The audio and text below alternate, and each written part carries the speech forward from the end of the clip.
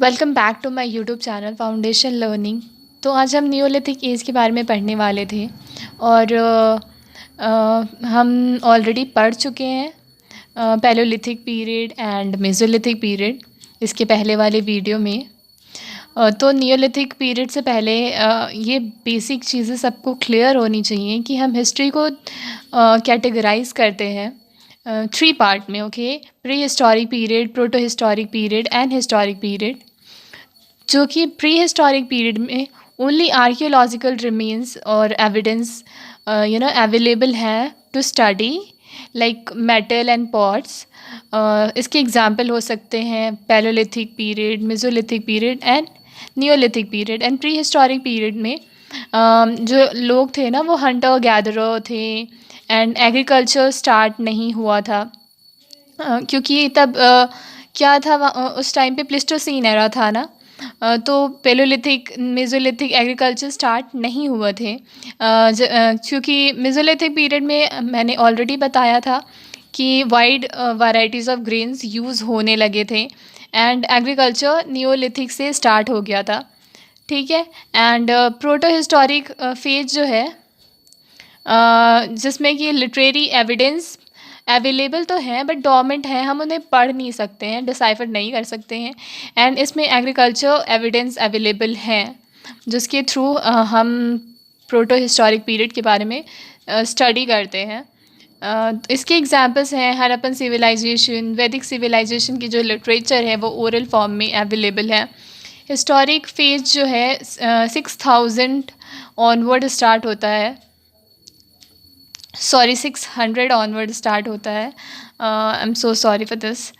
Archaeological remains इसमें available है, literary plus foreign evidence available है टू स्टडी। एंड इसके एग्जांपल्स हैं महाजनपद पीरियड और बुद्धा पीरियड जिसे हम कहते हैं। तो अब हम नियोलिथिक को पढ़ते हैं जो कि 6000 BCE से स्टार्ट हुआ था टू 3000 BCE। इसके क्लाइमेटिक चेंज जो थे वो हेलोसीन एरा था, आइस एज कम्प्लीटली ख़त्म हो चुका था और एग्रीकल्चर डेवलपमेंट स्टार्ट हो चुके थे। चूँकि पॉलिश स्टोन टूल्स इस टाइम पे बनने लगे थे, क्योंकि अर्लियर जो थे स्टोन टूल्स को बनाते थे दूसरे स्टोन टूल से ब्रेक करके। ठीक है। तो वो उतने शार्प और उतने वो पॉलिश्ड नहीं हुआ करते थे, रफ़ हुआ करते थे। लेकिन अब जो था इसकी डेवलपमेंट ये इवॉल्व अच्छे से हो गया था एंड हम अब स्टोन टूल्स को एक दूसरे से रब करके बनाते थे जो कि बहुत पॉलिश्ड हुआ करते थे। एग्रीकल्चर जो था वो इन टूल्स की मदद से रिलेटिवली इजी हो गया था। लाइवलीहुड में क्या चेंज हुआ था? Shift from food gatherer to food producer. क्योंकि पहले जो थी अर्ली ह्यूमंस वो फूड गैदरर का काम करती थी, कलेक्ट किया करती थी फूड को। और लेकिन अब जो है क्योंकि एग्रीकल्चर स्टार्ट हो गया तो वो फूड को प्रोड्यूस करने लगे थे। डोमेस्टिकेशन स्टार्ट हो गया था एनिमल्स का, एग्रीकल्चर रेगुलर बेसिस पे होने लगे थे। Although potteries came into use during mesolithic age but regular use of pottery started during neolithic. हालांकि पोट्रीज जो थी वो मेसोलिथिक एज से यूज़ होने लगी थी, लेकिन जो पोट्रीज़ की रेगुलर यूज़ थे वो नियोलिथिक एज से स्टार्ट हुई थी। क्योंकि एग्रीकल्चर सरप्लस जो बचते थे ऑब्वियसली उसके लिए हमें कुछ ना कुछ तो यूटेंसिल्स चाहिए होंगे ना। तो नियोलिथिक जो था revolution age agriculture started which brought significant change in economy, social, political and in political fields.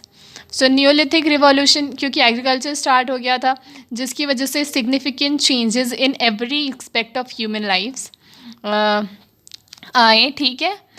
तो सोशल चेंज क्या था? प्रोडक्शन लेवल चूँकि इंक्रीज़ हो गया तो डिवीज़न ऑफ सोसाइटी स्टार्ट हो गया।